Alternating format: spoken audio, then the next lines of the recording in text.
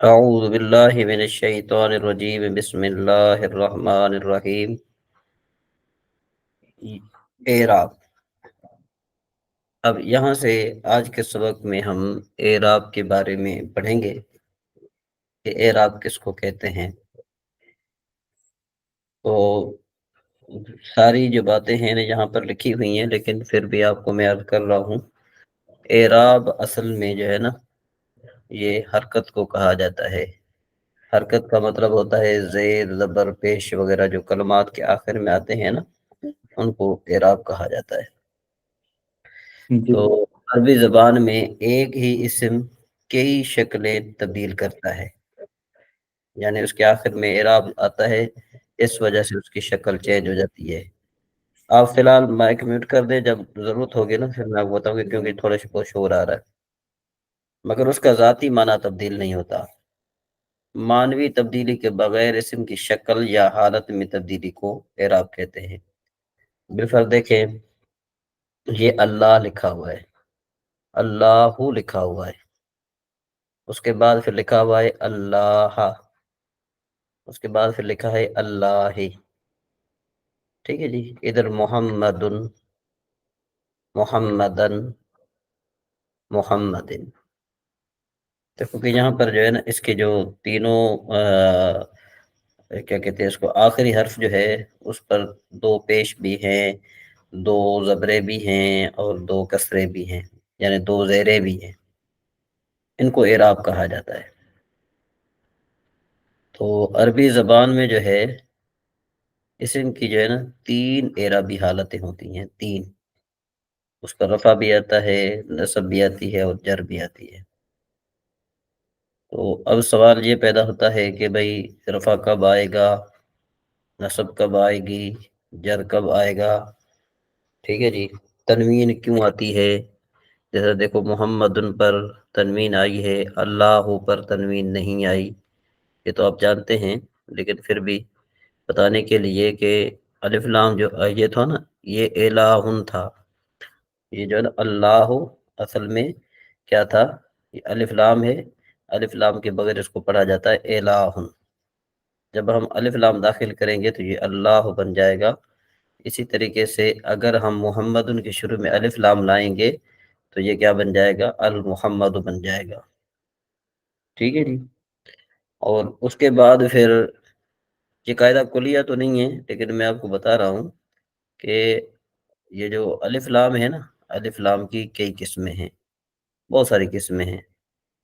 وہ میں نے اپنے اس میں پی ڈی ایف جو میں نے آپ کی طرف بھیجا ہے، اس میں نے سارا میں نے بیان کیا ہوا ہے، ابتدا میں شاید آپ نے اس کو پڑھا ہوگا۔ تو جی سر، خلاصہ کلام میں بتا رہا ہوں کہ جہاں پر الف لام ہوگا اس کے کلمے کے آخر میں تنوین نہیں آتی۔ تو اسی طریقے سے اگر ہم محمد کے شروع میں لفظ ال داخل یعنی الف لام داخل کر دیں گے تو ہم اس کو پڑھیں گے المحمد، المحمد نہیں پڑھیں گے۔ اس کے بعد اب اعرابی حالت کو بیان کرتے ہیں کہ بھئی عربی زبان میں کسی بھی اسم کی تین اعرابی حالتیں ہو سکتی ہیں، یعنی کوئی بھی اسم ہے نا، کوئی بھی اسم ہو، اسم کہہ کر انہوں نے یہ بتا دیا، اب چاہے وہ اسم مبنی ہو یا چاہے اسم وہ معرب ہو، جو اسم ہے نا اس کی تین حالتیں ہوں گی۔ ہاں یہ علیحدہ بات ہے کہ جو معرب ہے، معرب کے آخر میں اعراب آتا ہے، وہ تبدیلی ہمیں نظر آتی ہے، اور جو مبنی ہے اس کے اعراب چونکہ آخر میں اس کا اعراب بدلتا نہیں رہتا تو تبدیلی ہمیں نظر نہیں آتی، ٹھیک ہے نا جی۔ لیکن یہ کہ اس کی حالت بدلتی رہتی ہے، چاہے اسم معرب ہو یا مبنی ہو، اس کے اعراب کی حالت بدلتی رہتی ہے، ہمیں تبدیلی نظر آئے یا نہ آئے وہ علیحدہ بات ہے، لیکن یہ ہے کہ اس کی حالت بدلتی رہتی ہے۔ اس کے بعد پھر انہوں نے کہا کہ حالت رفع کوئی بھی اسم جب کام کرنے والی حالت میں ہو تو اس کو فاعل کہتے ہیں، جس کو انگلش میں سبجیکٹ کہا جاتا ہے۔ اس وقت اسم کی حالت بلند ہوتی ہے، جیسے حالت رفع کہتے ہیں، یعنی اس کو اپ ہوتا ہے، ٹھیک ہے جی۔ اور حالت نصب جب کسی اسم پر کام کیا جائے تو اسے مفعول کہتے ہیں، آبجیکٹ کہا جاتا ہے، اس وقت اسم کی حالت پست ہوتی ہے، جیسے حالت نصب۔ مثلا زید نے خالد کی مدد کی۔ اب یہ زید نے خالد کی مدد کی تو عربی میں لکھا جائے گا نصر زید خالدن، نصر زید خالدن، ٹھیک ہے جی۔ تو اب ہم کیا کریں گے، کیونکہ مفعول جو ہے نا وہ خالد ہے، تو خالد مفعول ہے، خالد پر نصب آتی ہے، نصب آئے گی، اور زید جو ہے نا یہ فاعل ہے، اس پر رفع آئے گا، تو کیا بن جائے گا، نصر، نصر زید خالد، ٹھیک ہے جی۔ اگر ہم یوں پڑھیں نصر زیدن خالد اور معنی یہ کریں کہ زید نے خالد کی مدد کی، تو یہ معنی میں گڑبڑ آ جائے گی، ٹھیک ہے نا جی۔ اور یہ وہی شخص پڑھ سکتا ہے زید، نصر زید خالدن، جس کو عربی گرامر کا پتہ ہوگا، اور جس کو عربی گرامر کا پتہ نہیں ہوگا نا، تو ظاہر بات ہے وہ پھر اپنے حساب سے کبھی اس کو غلط پڑھے گا، کبھی صحیح پڑھے گا۔ یہ تو ممکن ہی نہیں ہے نا کہ بغیر کسی زبان کے جانے بندہ جو ہے نا اس کو صحیح طرح پڑھ سکے۔ بالفرض آپ دیکھیں کہ ہم جو ہے نا خاص کر کے جب سندھی سے اردو بولتے ہیں تو ہم اردو کا ترجمہ کر کے پھر اردو بولتے ہیں، تو بعض اوقات یوں ہوتا ہے کہ وہاں پر ہمارے ہاں تو وہ ادب کا لفظ ہوتا ہے، لیکن یہ ہے کہ وہ بے ادبی بن جاتی ہے۔ اس کی مثال میں آپ کو یوں عرض کروں کہ دیکھو کہ ہمارے ہاں ایک بندہ تھا، ایک وہ ساتھی ہمارے پڑھتا تھا، تو جب وہ بولتا تھا وہ کہتا تھا استاد صاحب فرماتا ہے، استاد صاحب فرماتا ہے، تو وہ کیا ہے، وہ سندھی کا ترجمہ کرتا تھا، وہ کہ میں نے استاد صاحب فرمائے تو، ٹھیک ہے نا، استاد صاحب فرمائے تو مانا یہ سندھی میں اترو لفظ ہونا ہے، لیکن چاہے لیکن کیا ہے کہ اگر ہم اس کو اردو میں کریں تو یوں کہ استاد صاحب فرماتے ہیں، ٹھیک ہے نا جی۔ تو بعض اوقات یہ اس طرح ہو جاتا ہے کہ ایک زبان جو ہے نا بندہ جب صحیح طرح نہیں جانتا تو اس میں پھر اعراب کی غلطی ضرور لگتی ہے۔ تو اس جملے میں مدد کی ایک فعل ہے، مدد کی کس نے، زید نے مدد کی، یہ ایک فعل ہے، جیسے انجام دینے والا اسم زید ہے، اس لیے اسم زید فاعل ہے، اور اس کی اعرابی حالت رفع ہوگی، اپ ہوگی، اور دوسری طرف فعل اسم خالد پر واقع ہے، اس لیے اس میں خالد مفعول ہے، اس کی اعرابی حالت نصب ہوگی یعنی پست ہے، اور حالت جر ایسا اسم جو نہ تو فاعل ہو نہ ہی مفعول ہو، بلکہ ان میں سے کسی ایک کی پہچان کے لیے آئے تو اس کی حالت اضافی ہوگی، جیسے حالت جر کہا جاتا ہے۔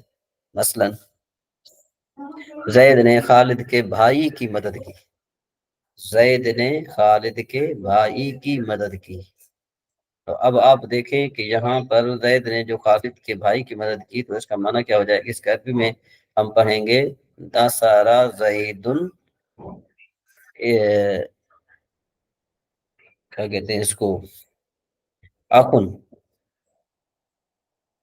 بھائی کو کہتے ہیں اخن کہتے ہیں نا، تو اس کا معنی ہو جائے گا اخا خالد، ٹھیک ہے نا جی، نصر زید اخا خالد، کیونکہ بھئی اخا میں نے کیوں پڑھا یا اخ کیوں نہیں پڑھا، اس لیے کہ آپ نے پڑھا ہے کہ اسماء ستہ مکبرہ جب یا متکلم کے علاوہ کسی اور اسم کی طرف مضاف ہوں تو ان کی حالت نصب جو ہے وہ الف کے ساتھ پڑھی جاتی ہے، تو اس لیے یہاں پر جو ہے اس کو ہم الف کے ساتھ پڑھیں گے، اخا خالدن پڑھیں گے۔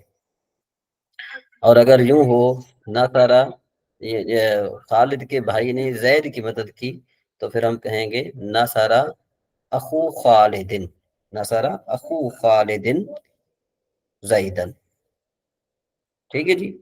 تو اس جملے میں زید بدستور فاعل ہے اور اس کی اعرابی حالت رفع ہوگی، اور فعل چونکہ اسم بھائی پر واقع ہوا اس لیے وہ مفعول ہے، اور اس کی اعرابی حالت نصب ہوگی، جبکہ اسم خالد نہ تو فاعل ہے اور نہ ہی مفعول، بلکہ وہ مفعول کی پہچان کے لیے اضافی طور پر آیا ہے، اس کی حالت جر ہوگی، اس لیے اس کی حالت کیا ہوگی، جر ہوگی۔ اب اعرابی شکل، عربی زبان میں عام طور پر اسم کی اعرابی حالت میں تبدیلی کے ساتھ ہی اس کی شکل بھی تبدیل ہو جاتی ہے۔ مثلا اس میں زید ہے نا، یہ حالت رفع میں زیدن، حالت نصب میں زیدن، اور حالت جر میں زیدن لکھا جاتا ہے۔ اسی طرح اس میں خالد حالت رفع میں خالدن، حالت نصب میں خالدن، اور حالت جر میں خالدن ہوگا۔ نوٹ: کہتے ہیں کبھی اسم کی پہلی شکل کو حالت رفع مانا جائے گا، جبکہ حالت نصب یا جر میں لے جانے کے لیے اس میں تبدیلی کی جائے گی۔ یعنی پہلی حالت، یعنی کبھی پہلی حالت کیا ہے؟ رفع، رفع والی حالت کیا ہوگی کہ ہم اس کو رفع پڑھیں گے، اور اگر ہم پھر اس کو حالت نسبی یا جری میں لے جائیں گے نا، تو پھر کیا کریں گے کہ اس کے آخری حالت کو ہم تبدیل کر دیں گے۔ اب یہ نیچے ہمیں بتا رہے ہیں، یہ بتا رہے ہیں کہ بھئی یہ کبھی انہوں نے یہ بات نہیں کی ہے کہ ان میں یہ تبدیلی کس وجہ سے آ رہی ہے، یہ کون تبدیلی اس کی کر رہا ہے، اس کا کیا مؤثر ہے، یہ ابھی انہوں نے بیان نہیں کیا۔ وہ انشاءاللہ ہم آگے جو ہے یہ انشاءاللہ بیان کریں گے، تو پھر میں آپ کے سامنے بیان کروں گا، کیونکہ انہوں نے جو لکھا ہے وہ میں ان میں بیان کر رہا ہوں، اس میں مزید میں وہ باتیں بیان نہیں کر رہا۔ اس کی وجہ یہ ہے کہ اگر وہ بھی باتیں بیان کروں گا اور یہ بھی باتیں بیان ہو تو تھوڑا ان میں کانسیپٹ کلیئر نہیں ہوگا۔ تو دیکھو اس سے مسلمون ہے نا، اب حالت رفع میں اس کو ہم مسلمون پڑھیں گے، حالت نصبی میں مسلمن پڑھیں گے، اور حالت جری میں مسلمن پڑھیں گے، ٹھیک ہے۔ اسی طرح کافرن ہے، کافرن وغیرہ وغیرہ، یہ سارے یہ ٹھیک ہے جی۔ اس کے بعد ہے مشرکن، یہ مشرکن حالت جری میں تبدیل ہو رہی، دیکھیں یہ تبدیل ہو رہی ہے مشرکن وغیرہ، یہ ساری مثالیں آپ کو، اس کا آپ مطالعہ کیجئے گا، دیکھیں کس طرح یہ بدلتا رہتا ہے، اور آپ کو اس بارے میں آپ کو زیادہ علم بھی ہے، آپ جانتے بھی ہیں، اس لیے اس میں زیادہ تفصیل کی ضرورت بھی نہیں ہے۔ جن اسماء کے آخر میں گولتا ہو یا جن کے آخر میں حمزہ ہو اور اس سے پہلے الف ہو، ان کی حالت نصب میں الف کا اضافہ نہیں ہوگا۔ جس کے آخر میں کیا ہو؟ جن اسماء کے آخر میں گولتا ہو یا جن کے آخر میں حمزہ ہو، اس سے پہلے الف ہو، تو ان کی حالت نصبی میں الف کا اضافہ نہیں ہوگا، ٹھیک ہے جی۔ اب اس کے بعد کہتے ہیں تثنیہ میں حالت نصب اور جر بنانے کا قاعدہ۔ کہتے ہیں تثنیہ میں اسم کی پہلی شکل کے آخر میں آن، وہ جیسے میں نے پڑھا تھا، اور یہی تثنیہ میں حالت رفع ہے، یعنی جس کے آخر میں کیا ہو؟ الف نون ہو، تثنیہ ہو، تو یہ حالت رفع ہے، اور اس حالت نصب لے جانے کے لیے آن کی الف کو یا ساکن سے تبدیل کر دیا جائے گا۔ اس طرح تثنیہ کی حالت نصب میں اس کے اسم کے آخر میں عین کا اضافہ ہوگا، نہیں تو حالت نصب اور جر میں تثنیہ کی ایک ہی جیسی شکل رہتی ہے۔ جیسے دیکھیں مسلمان، یہ حالت رفعی ہے، مسلمین اور مسلمین یہ دونوں حالت جری ہے، کافران، کافرین، کافرین وغیرہ وغیرہ، مشرکان، مشرکین، مشرکین وغیرہ، ٹھیک ہے نا جی۔ یہ بھی بہت ہی جن کیا ہے کہ یہ مثالیں آپ کو سمجھ میں آ گئی ہیں۔ اس کے بعد ہم آگے چلتے ہیں۔ جمع مذکر سالم میں حالت نصب اور جر بنانے کا قاعدہ۔ جمع مذکر سالم کی پہلی شکل کے آخر میں واو ساکن اور نون آتا ہے، اور یہی اس کی حالت رفع ہے۔ اسے حالت نصب اور جر میں لے جانے کے لیے کیا کرتے ہیں؟ واو نون کی واو کو ہم کیا کریں گے؟ یا میں تبدیل کر دیں گے، اس سے پہلے حرف کو کسرہ دیں گے، یعنی دیر دی جاتی ہے۔ جیسے دیکھو مسلمون حالت رفع کی مثال، اور مسلمین حالت جری کی نصبی کی مثال، اور مسلمین یہ حالت جری کی مثال۔ اسی طرح کافرون، کافرین، کافرین وغیرہ وغیرہ، مشرکون، مشرکین، مشرکین وغیرہ وغیرہ۔ اسی طرح منافقون، منافقین، منافقین، یہ سارا جو ہے نا، اس میں بیان کرنے کی ضرورت نہیں ہے، یہ آپ جو ہے نا جانتے ہیں۔ اچھا جی، جمع مؤنث سالم میں حالت نصب اور جر بنانے کا قاعدہ۔ جمع مؤنث سالم کی پہلی شکل کے آخر میں پیش والی تنوین آتی ہے، اور یہی اس کی حالت رفع ہے۔ اسے حالت نصب اور جر میں لے جانے کے لیے تنوین کو، پیش والی جگہ کو تنوین کے زیر، یعنی دو زیروں والی جو ہے نا کیا ہے کہ تنوین میں تبدیل کر دیا جاتا ہے۔ جس طرح مسلماتن، مسلماتن، مسلماتن، حالت رفع مسلماتن اور حالت نصبی مسلماتن اور حالت جری مسلماتن۔ اسی طرح کی حالت رفع کافراتن، حالت نصبی کافراتن، حالت جری کافراتن وغیرہ، ٹھیک ہے جی۔ یہ تو بدیہی باتیں ہیں جو آپ نے کئی مرتبہ پڑھی ہیں۔ پھر کہتے ہیں کہ اسم کی اعرابی حالتوں کو ظاہر کرنے کے دو طریقے ہیں۔ اصل یہ بات سمجھنے کی ہے کہ اسم کے اعراب کی حالتوں کو ظاہر کرنے کے دو طریقے ہیں۔ نمبر ایک اعراب بالحرکت، نمبر دو اعراب بالحذف۔ اس کو میں نے اپنی کتاب میں جو ہے وہ واضح لکھا ہے، پہلے آپ کو میں یہاں سمجھاتا ہوں، اس کے بعد پھر ہم آپ کو وہاں لے جائیں گے۔ اعراب بالحرکت یعنی اسم کے آخر میں پائی جانے والے حرکات کے ذریعے اعراب کو ظاہر کرنا، جیسا کہ واحد مذکر مؤنث، جمع سالم مؤنث اور جمع کثر میں اعراب کی تبدیلی حرکات کے ذریعے ہوتی ہے۔ اور اعراب بالحرف یعنی اسم کے آخر میں پائے جانے والے حروف کے ذریعے اعراب کو ظاہر کرنا، جیسا کہ تثنیہ میں مذکر اور مؤنث دونوں اور جمع مذکر سالم میں اعراب کی تبدیلی آخری حروف کے ذریعے ہوتی ہے۔ اعراب بالحرف کیا ہوتا ہے؟ یعنی اعراب کی دو قسمیں بن گئی، اعراب بالحرکت اور اعراب بالحرف۔ ٹھیک ہے جی، اعراب بالحرکت کیا ہے؟ رفع نصب جر۔ اور اعراب بالحرف کیا ہے؟ واو الف یا، یہ جو یہ اعراب بالحرف ہے۔ ٹھیک ہے جی، تو اب میں آپ کو وہاں پر تھوڑا آپ کو جنن دکھانا چاہتا ہوں تاکہ آپ کا کانسیپٹ مزید کلیئر ہو جائے، اور وہاں پر میں نے تھوڑا بہت اس کو وضاحت کے ساتھ لکھا ہے۔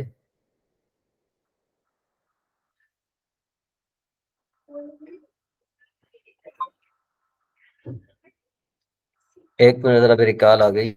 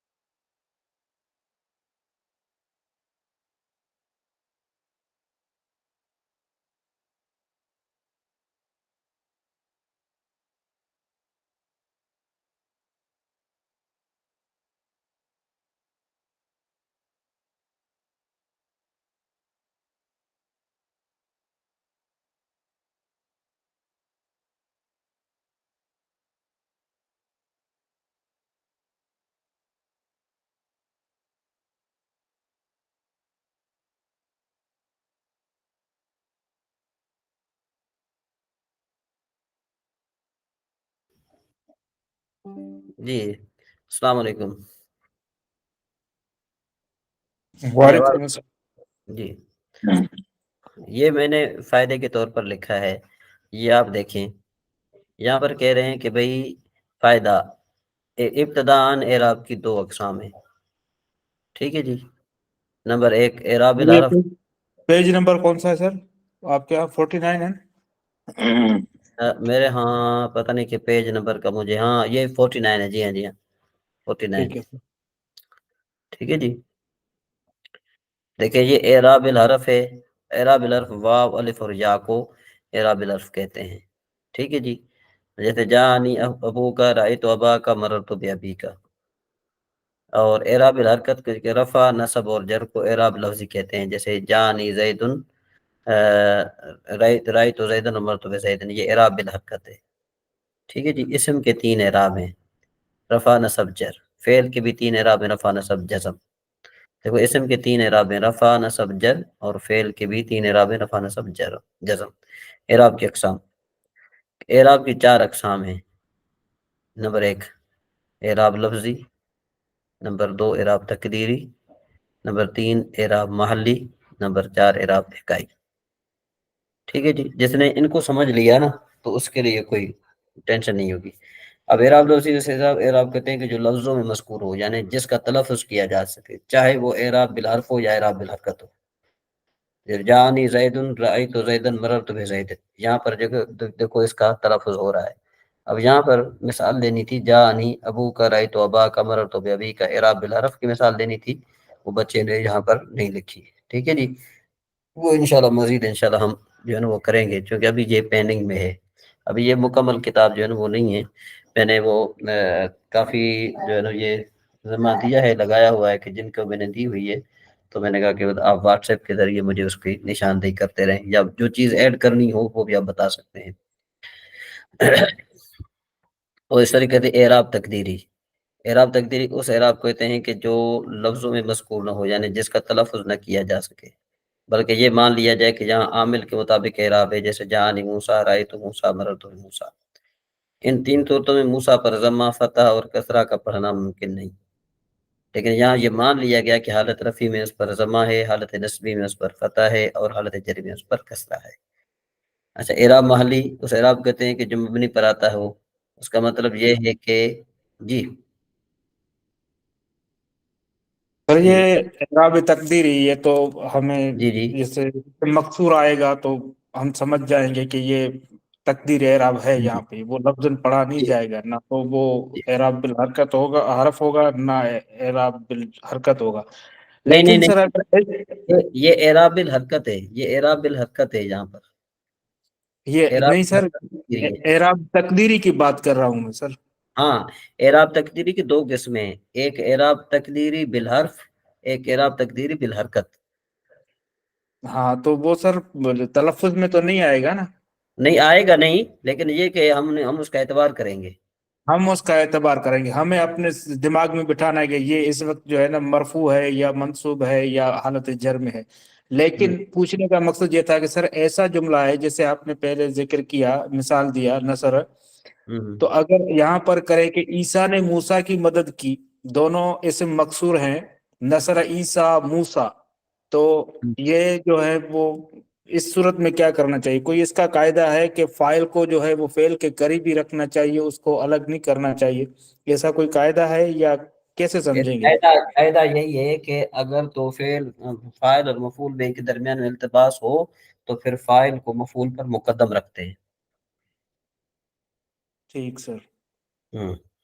Okay okay. جی، اعراب محلی اس اعراب کہتے ہیں کہ جو مبنی پر آتا ہو، اس کا مطلب یہ ہے کہ اس مبنی کی جگہ اگر کوئی معرب ہوتا تو اس کا اعراب لفظی یا تقدیری ہوتا ہے، جیسے جانی ہاؤلاء، رأیت ہاؤلاء، مررت بہاؤلاء۔ اس مثال میں ہاؤلاء پر جو اعراب ہے وہ اعراب محلی ہے، ٹھیک ہے جی۔ اسی طرح اعراب ہکائی اس اعراب کو کہتے ہیں کہ جو ایسے کلمے پر واقع ہو جس کو اس کلام سے اٹھا کر دوسرے کلام میں ایسی حالت کے ساتھ ذکر کیا جائے کہ جو حالت اس کے پہلے کلام میں تھی۔ جیسے دیکھو کام زیدن میں زیدن، میں یوں کہوں نا کہ بھائی بالفرض یہ کہا کہ بھائی آپ یوں کہیں کہ بھائی اس کتاب میں کام زیدن لکھا ہوا ہے، کام زیدن لکھا ہوا ہے، تو دیکھو کام زیدن لکھا ہوا ہے، آپ نے اس کو اٹھا کر بالکل وہی حالت بیان کر دی جو اس میں یہ اعراب لکھا ہوا ہے، ٹھیک ہے جی۔ اس کے بعد پھر کہتے ہیں نوٹ، یہ بات یاد رہے کہ مبنی پر صرف ایک اعراب پڑھا جاتا ہے اور وہ اعراب محلی ہے، یعنی مبنی پر نہ تو اعراب تقدیری پڑھا جا سکتا ہے اور نہ ہی اعراب لفظی پڑھا جا سکتا ہے، ٹھیک ہے جی۔ یہ یہاں پر آپ کا کانسیپٹ کلیئر ہونا چاہیے اور آپ کو یہ بات سمجھ میں آ جانی چاہیے کہ یہ بہت ہی، جب میں نے لکھا ہے میرے خیال میں کہ یہ کافی ہے سمجھنے کے لیے، کیا خیال ہے؟ جی سر بالکل کافی ہے، زبردست ہے سر۔ تو اس کو آپ مطالعہ کیجئے گا، انشاءاللہ مزید آپ کو سمجھ میں آ جائے گا۔ ٹھیک ہے سر۔ اچھا جی، یہ اعرابی حالتوں کے چارٹ وغیرہ جو ہے نا، یہ ہمیں یہ انہوں نے بتا دیا، اور اس کے بعد پھر کہتے ہیں کہ اعرابی شکل کے لحاظ سے اسم کی تین قسمیں، اعرابی شکل میں تبدیلی کے لحاظ سے اسم کی دو بڑی قسمیں، مبنی اور معرب۔ مبنی ایسے اسم جو تینوں اعرابی حالتوں میں ایک ہی شکل رکھتے ہوں، جیسے موسیٰ، عیسیٰ، کبریٰ، یہ مبنی نہیں ہے، یہ مبنی نہیں ہے، یہ جو انہوں نے بیان کیا نا موسیٰ، عیسیٰ، یہ مبنی نہیں ہے، ٹھیک ہے جی، یہ معرب ہے۔ اچھا، معرب ایسے اسم جو اعرابی حالت میں تبدیلی کے ساتھ اپنی شکل بھی تبدیل کر لیتے ہیں، معرب اسماء کی دو قسمیں، منصرف اور غیر منصرف۔ ایسے اسم جو تینوں حالتوں میں اپنی شکل تبدیل کرتے ہیں، عربی میں تقریباً 85% اسم منصرف ہیں، کتنے ہیں؟ 85%، ٹھیک ہے جی۔ نوٹ، تنوین والے تمام اسم منصرف ہوتے ہیں سوائے جمع مؤنث سالم کے، جمع مؤنث سالم کے تنوین والے تمام اسم منصرف ہوتے ہیں، حالانکہ یہ غلط ہے، اسم جمع مؤنث سالم بھی منصرف ہوتی ہے، غیر منصرف نہیں ہوتی جمع مؤنث سالم، ٹھیک ہے نا جی۔ تو یہ ان کا صحیح نہیں ہے بیان کرنا کہ بھائی تمام اسم منصرف ہوتے ہیں، جمع مؤنث سالم بھی منصرف ہے، ٹھیک ہے سر، سوائے کہ بیما بیما کر دیں، بیما جمع سالم ہاں بما جمع مؤنث سالم کے. ٹھیک ہے جی. اس کے بعد ہے یہ مفردات کی مثال دی ہے غیر منصرف. کہتے ہیں کہ غیر منصرف اسم ایسے اسم جو صرف دو اعرابی حالتوں میں اپنی شکل تبدیل کرتے ہیں، یعنی حالت رفع اور نصب میں، جبکہ حالت جر میں بھی ان کی شکل حالت نصب جیسی ہی رہتی ہے. حالت رفع میں غیر منصرف اسماء کے آخر میں صرف ایک پیش پائی جاتی ہے. غیر منصرف اس میں حالت جر میں کثرہ یعنی غیر قبول نہیں کرتے. ٹھیک ہے جی. غیر منصرف کی مثالیں: اکثر اسم علم غیر منصرف ہوتے ہیں. اکثر اسم علم غیر منصرف ہوتے ہیں، یہ صحیح نہیں ہے. ٹھیک ہے جی. آپ کا نام کیا ہے؟ غلام محی محی الدین. تو دیکھو محی الدین منصرف ہے نا. جی سر. ٹھیک. مزمل منصرف ہے. ٹھیک ہے جی. جی سر. اور اسی طریقے سے اور بھی آپ جو ہے نا جو بھی آپ نام لیں، حامد منصرف ہے. اسی طریقے سے جو ہے نا کیا ہے کہ وہ ساجد منصرف ہے ہیں وغیرہ جی سر. وغیرہ. تو یہ جو اکثر انہوں نے کہہ دیا نا، اس میں یوں کہہ سکتے ہیں کہ نصف آپ کہہ سکتے ہیں، بلکہ یہ بھی غلط ہے. سیدھی بات یہ کہنا چاہیے، ان کو یہ کہنا چاہیے کہ ایسا اسم کہ جو عربی نہ ہو، ایسا اسم کہ جو عربی نہ ہو، اجمی ہو، وہ غیر منصرف ہوتا ہے. جی سر. یہ بات ختم ہو جائے گی، کیونکہ انہوں نے مبہم کہہ دیا نا. انہوں نے کہہ دیا اکثر اسم غیر منصرف ہوتے ہیں. بھائی اکثر اسم غیر منصرف ہوتے ہیں، اس کا کیا مطلب ہے؟ تو سیدھی بات یہ کہنا چاہیے کہ بھئی ایسا اسم کہ جو عربی نہ ہو، کلام عربی میں استعمال نہ ہوتا ہو، وہ غیر منصرف ہے، علم ہو. جیسے دیکھو آدمو، یہ عربی کا لفظ نہیں ہے. ابراہیمو، یہ عربی کا لفظ نہیں ہے.